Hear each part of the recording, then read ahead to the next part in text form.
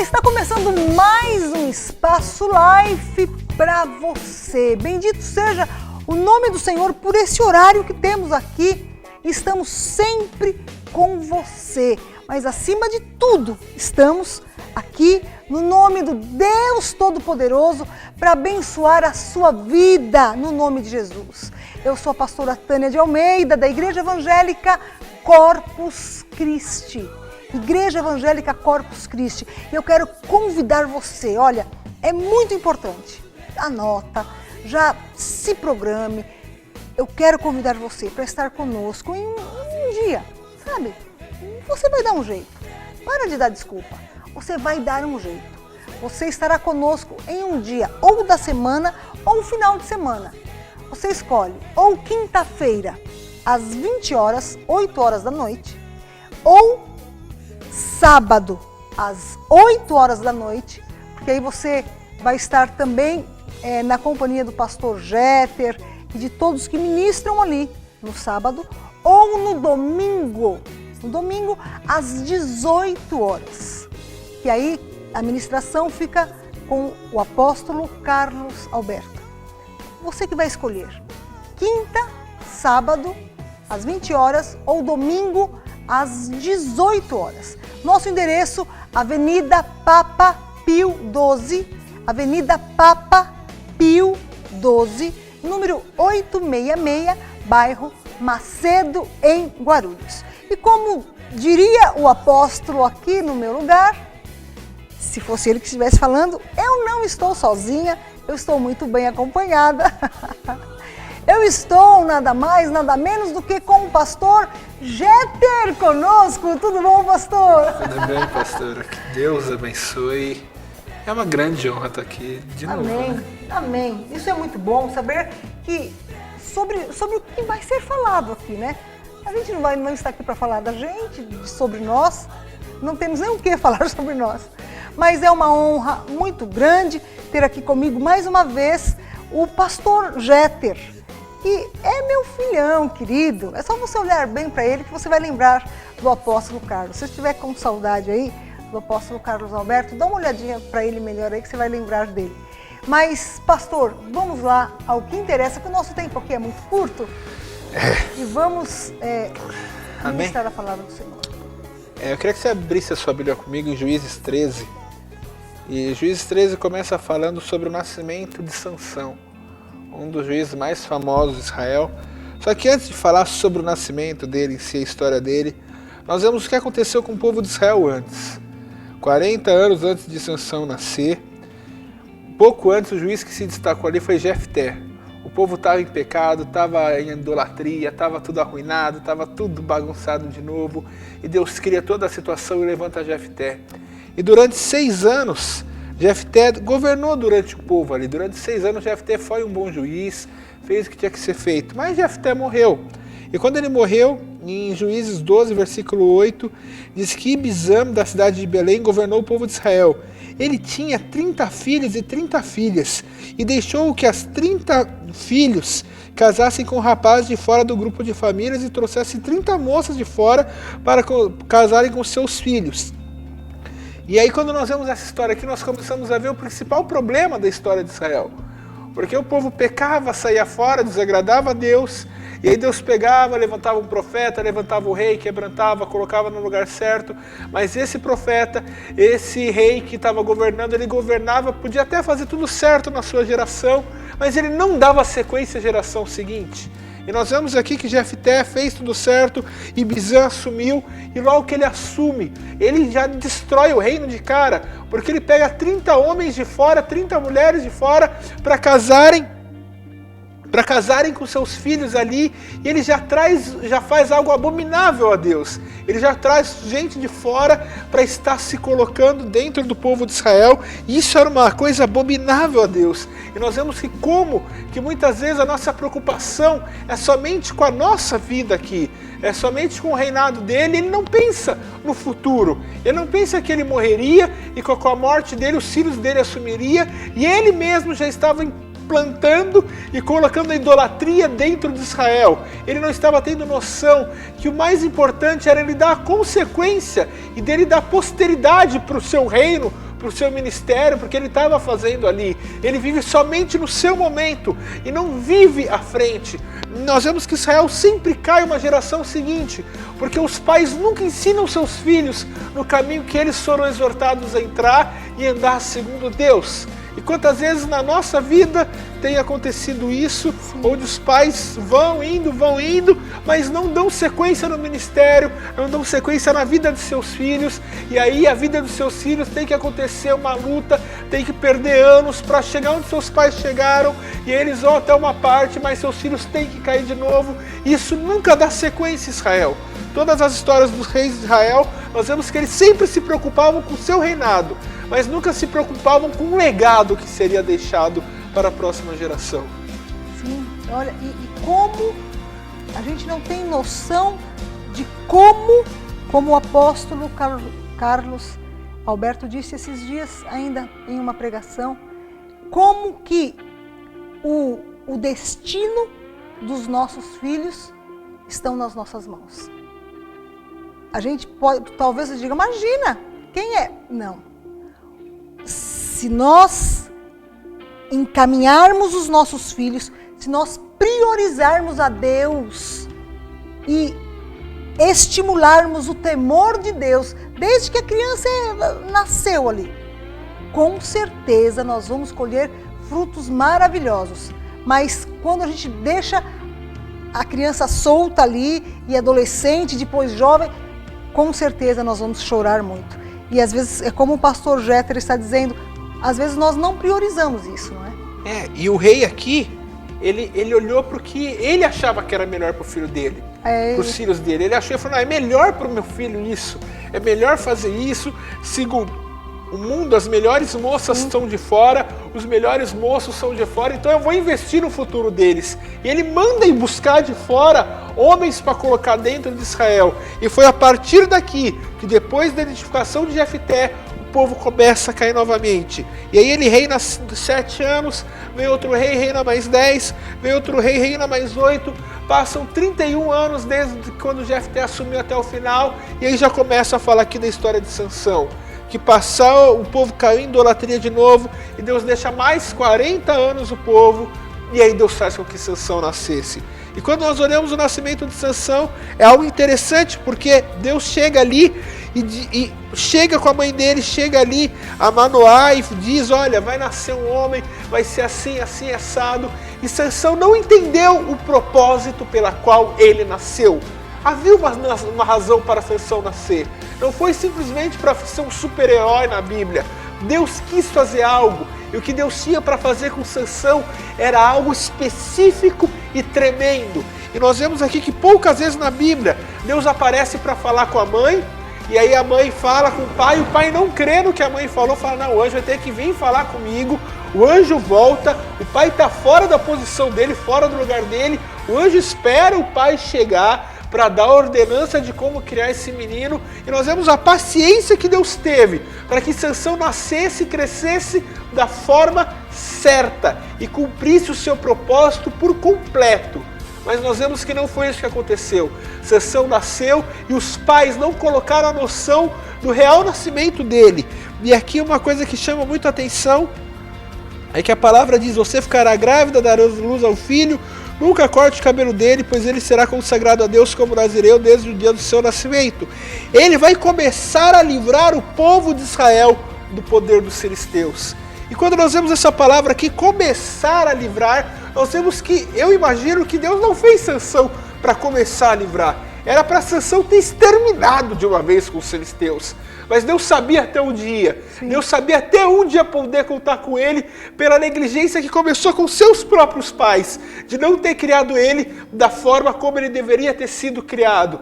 Nós vemos que Deus fez algo, Deus deu todas as instruções, Deus fez algo sobrenatural na vida de Sansão. E eu creio que era para ele ter exterminado com os filisteus. Mas ele não faz isso, porque ele não teve noção da criação, ele não foi criado da maneira certa para poder chegar e cumprir o seu chamado, o seu propósito por completo.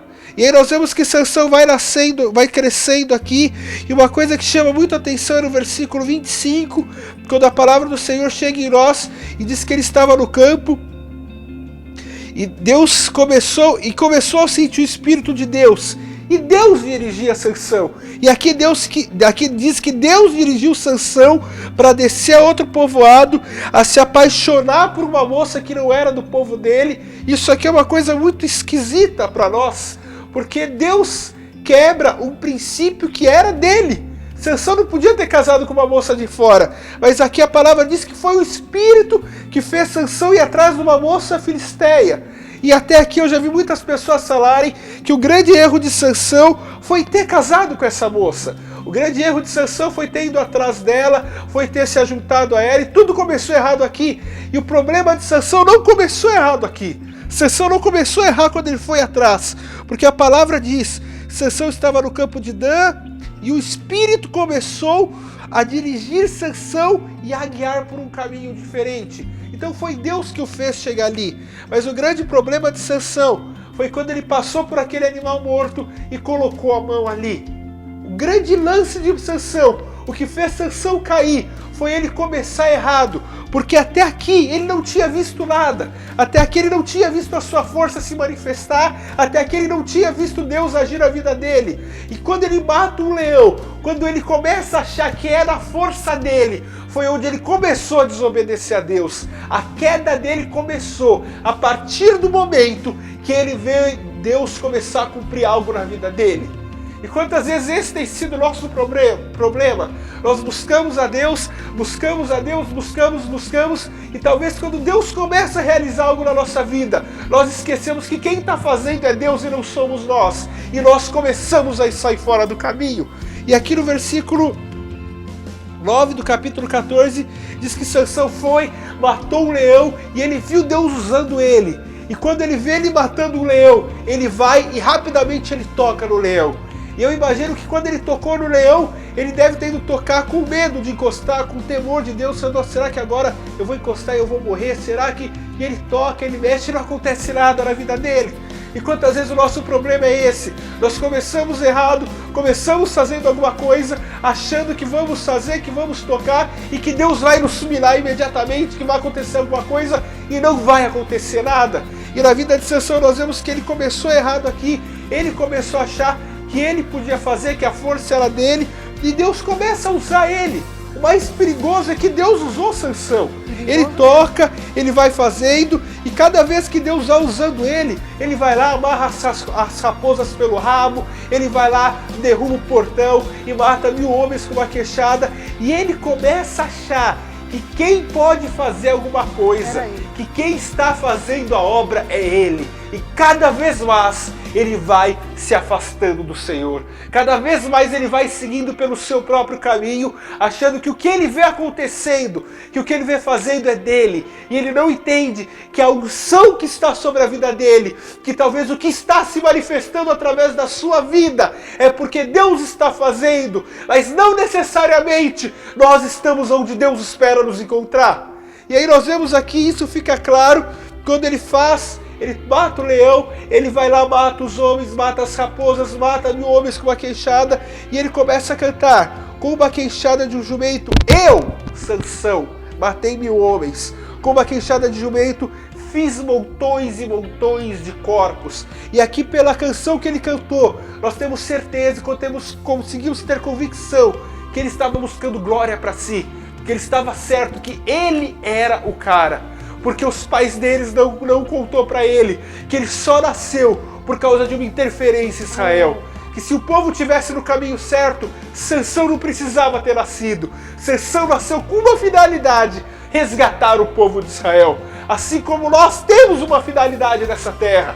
Você não nasceu, você não chegou até aqui, o mundo não chegou até aqui por acaso. O mundo já poderia ter sido Deus, eu creio que Jesus já poderia ter voltado muito antes do que Jesus não voltou ainda. E talvez Jesus não voltou ainda, porque não houveram homens que se colocassem para apressar a sua volta e para viver para isso. E nós precisamos entender que a oportunidade que Deus nos dá, que o motivo pela qual nós nascemos é para apressar a volta de Cristo e glorificar o seu nome nessa terra. Não é para nós mesmos. E Sansão não entendeu o motivo do seu nascimento. Sansão pensou que ele nasceu para ser mais um homem nessa terra que teria fama, sucesso, glória, baseando-se no que era de Deus, usando a força que vinha de Deus para isso. E aqui nós vemos que depois que ele matou os homens, Sansão está com muita sede. E ele chega para Deus e fala: tu me deste uma grande vitória. Será que agora vai me deixar cair nas mãos dessa gente que não pratica a circuncisão? Então da cidade de Lei, Deus abriu um buraco e saiu água dali. Sansão bebeu aquela água e sentiu-se bem melhor. Aquela fonte foi chamada de En-Coré e existe até hoje. Sansão governou Israel 20 anos na época em que os filisteus dominavam aquela terra. E aqui nós vemos que Sansão já estava longe de Deus desde a hora que ele tocou no leão. Mas as coisas continuaram acontecendo. E Sansão ainda chega em Deus e fala: eu estou com sede, eu quero água. E Deus abre um buraco no chão. E Deus abre um buraco no chão. E Sansão vê as coisas acontecendo, mas Deus já estava se afastando dele. E aqui no finalzinho nós vemos que depois Sansão governou o povo de Israel 20 anos, na época em que os filisteus dominavam aquela terra. E durante esses 20 anos não aconteceu mais nada na vida de Sansão. Sansão viveu da sua glória do passado. Sansão viveu do que um dia ele já tinha feito. E quantas vezes nós temos vivido de coisas que aconteceram talvez no nosso passado, de coisa que um dia nós já fizemos, como a forma como um dia Deus já nos usou e não nos usa mais. E uma coisa que fica clara para mim, é até uma coisa que aconteceu comigo. Uma vez eu estava andando na Dutra, estava de carro e acabou minha gasolina no ponto alto da Dutra. E o carro acabou a gasolina e desligou. E eu vi que o carro desligou ali, mas eu consegui rodar mais quase 2, 3 quilômetros até o carro parar, porque ainda tinha uma impulsão rodando, mas eu não tinha mais gasolina no tanque. O carro já estava desligado. E quantas vezes é a mesma coisa que acontece conosco? Já acabou o combustível, já acabou a unção, já acabou a autoridade, mas nós ainda vivemos andando segundo o nosso passado. E nós precisamos saber que com Deus nós temos que estar realizando obras e fazendo a sua obra dia após dia. Não dá mais para se basear por obras que aconteceram no passado. Sansão governou Israel durante 20 anos, sem nenhuma manifestação mais de força. Nenhuma manifestação consta aqui na palavra de Deus. E ele tinha certeza que ele ainda era o cara, mesmo sem ver mais sinais acontecendo, mas por glória do passado. E quantas vezes Satanás tem nos enganado dessa forma, e olhar para a nossa vida e falar: olha, no passado eu já fui, eu já fiz, eu já aconteci, mas não pode ser no passado. Se essas obras, se a mão de Deus não estiver presente na nossa vida, é porque tem alguma coisa errada, e é porque talvez o combustível já acabou. Sonda a tua vida, sonda o teu ministério, o teu coração, e veja se o combustível já não acabou, veja se a unção talvez já não passou, e veja se talvez Deus já não está mais ao teu lado. A coisa ainda pode estar em paz, mas é por um breve momento, até que Deus entre com justiça em nossa vida. E aqui na vida de Sansão nós vemos que após isso, governou 20 anos sem ver nada, ele vai e se enrola com Dalila. E quando ele se enrola com Dalila, ele vai ali, vê a prostituta e tem relações com ela. E com quantas prostitutas ele teve relação? Ele teve uma relação primeiro. Ele já tinha alcançado o seu prazer, o seu objetivo. Mas de certa forma ele amou Dalila, porque ele continuou se mantendo contato com ela, ele continuou andando com ela, e Satanás nos cega, porque Dalila chega nele e fala uma vez: como é que eu vou te pegar 2 vezes, 3 vezes, 4 vezes, 5 vezes, 6 vezes, até que Dalila consegue arrancar o que queria arrancar dele.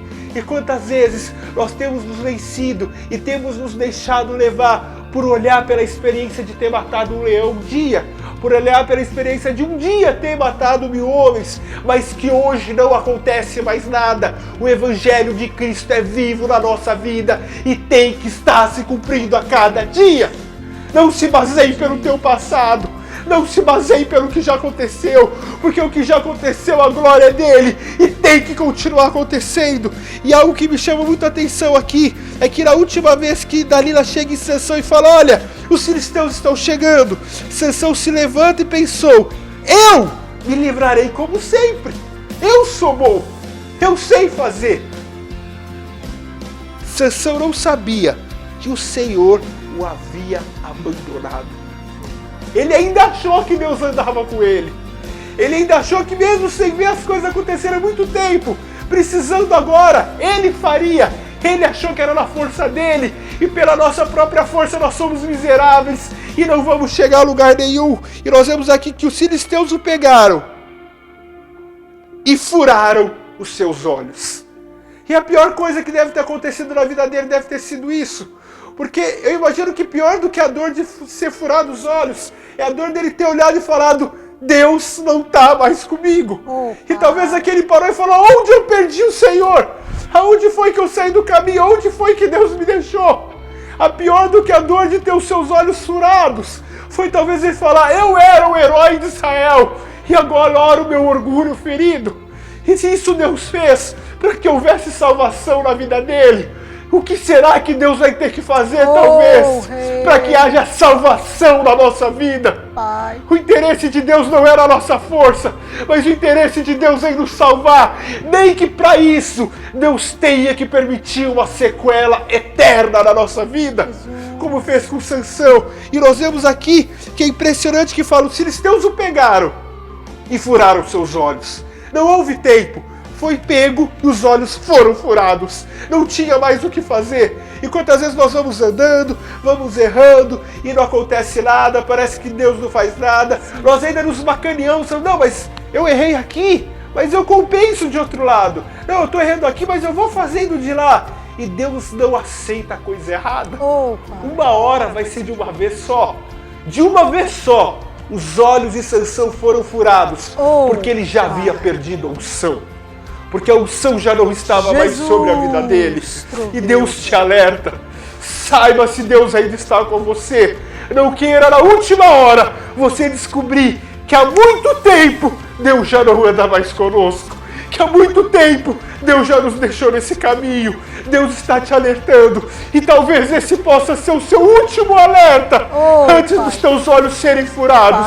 E Deus tem que criar um caminho de talvez uma cama, um câncer, para que você se volte a Ele e morra, para que você possa nascer novamente na glória e na presença dEle. Oh, glórias a Deus! Bendito seja o nome do Senhor, que nos alerta. E se Ele nos alerta, é porque Ele não quer que aconteça, que chegue nisso, nessa situação, como o pastor acabou de dizer, de termos os olhos furados. Oh, coisa terrível! E como foi dito ainda agora, o que é mais terrível? Os olhos furados ou a certeza de que Deus abandonou? Ô, pastor, misericórdia! E aquele ele diz, ele se levantou e pensou: eu me livrarei como sempre. Ele foi tentando a Deus e ele foi conseguindo escapar. Ele foi falando e saía, ele foi falando e saía. E quantas vezes nós temos tentado a Deus e tem dado certo? Jesus. Nós temos tentado a Deus e tem dado certo. Mas uma hora vai ser fatal. Misericórdia. E não tem mais volta. É um caminho para a salvação. Porque toda a vida já acabou aqui. Senhor, nós vamos orar, pastor. Nós temos o nosso tempo aqui já acabou, mas nós vamos interceder. Interceda aí, pastor, por todos, né? Ô, Pai. Senhor, meu Pai, Senhor Jesus, livra-nos, Pai. Eu sei que o Senhor fala especificamente com alguém. Está andando, Pai, por obras do passado, Pai. Papai. Está andando por algo que já aconteceu um dia, Pai, fugindo do propósito pela qual o Senhor nos fez, Pai. Seu Pai, o Senhor nos fez com um propósito, e é para esse que nós existimos. Jesus. O Espírito Santo de Deus, Senhor, meu Pai, abra os nossos olhos hoje, Abre, Pai. Jesus. Seu Pai, não nos deixe mais, Pai, seguros de si, Pai. Não. Seu Pai, não nos deixe mais seguro da nossa condição. Talvez por ver sinais, Pai. Talvez por ver pessoas ainda ao nosso redor. Talvez ainda por ver um ministério cheio. Porque de uma hora para outra, o Senhor pode preparar um caminho. Para que haja arrependimento e logo em seguida a morte. Oh, Espírito Santo de Deus, livra-nos, Pai. Livra-nos de andar pelo nosso braço, pela nossa força, Pai. Seu meu Pai, sozinho nós não fazemos nada. Quem edificou tudo até aqui foi Ele. E se não for por Ele, tudo vai ser perdido e vai por água abaixo. Espírito Santo de Deus, entre com o teu resgate agora. Pai, tira toda a soberba e nos faça humilde para pedir ajuda, Pai. Para que haja salvação, Pai. Sozinho nós não vamos conseguir isso aí. Nós precisamos de ajuda. Você precisa de ajuda para que haja salvação e não haja um caminho de total perdição, frustrando o pleno plano de Deus na tua vida. Oh, Pai, faça essa obra, Pai, cumpra o teu querer, Pai. Em nome de Jesus, Pai. Em nome de Jesus, Senhor. Amém. Bendito seja o nome do Senhor Deus, que fala e faz estremecer a terra. Você sabe disso. E eu sei que o Senhor falou especificamente. E eu sei que você entendeu o que Deus quis dizer, porque nós sabemos muito bem quando Deus fala e quando Deus fala conosco. Nós sabemos muito bem disso. No nome de Jesus, que você não hesite em pedir socorro, em pedir ajuda. E nisso já está um grande passo de humildade. Busque alguém de Deus, alguém que já tenha um coração quebrantado e contrito diante do Senhor e peça ajuda enquanto podemos pedir, enquanto você pode pedir, porque nós não somos super homens nem super mulheres, nós somos super nada. Nós somos sim super dependentes de Deus, da sua graça e da sua misericórdia. Eu quero convidar você mais uma vez, esteja conosco na Avenida Papa Pio XII, 866, bairro Macedo, em Guarulhos. Olha aqui, ó, esse telefone passando aqui embaixo, você pode nos mandar uma mensagem de texto. Mande para mim, para o pastor Jeter, se você quiser. Nós mesmos vamos responder a você. Anota esse número aqui, manda pelo WhatsApp, SMS, não importa. Mande a sua mensagem de texto. Que o Senhor Deus te abençoe e te guarde. Olha, fique na paz. Antes de eu dar meu último tchauzinho, despeça aí, pastor, no nome de Jesus. Você não está sozinho. Não deixe que Deus tenha que parar de uma vez só. Porque não tem tempo de arrependimento quando Deus pegar. Quando nós podemos ver e se dar conta, os olhos já estarão furados. Jesus. E aí é um caminho de tratamento para que talvez possa haver salvação. Que o Senhor tenha misericórdia de nós. E olha, e aproveita a oportunidade que você tem hoje. Use, desfrute dessa oportunidade no nome de Jesus. Olha, manda a sua mensagem de texto. Mande a sua mensagem de texto, manda, eu respondo, nós vamos responder, tanto eu como o pastor Jeter. Fique com Deus, lembre-se, você não está sozinho. Existem irmãos seus na terra, tenha certeza disso.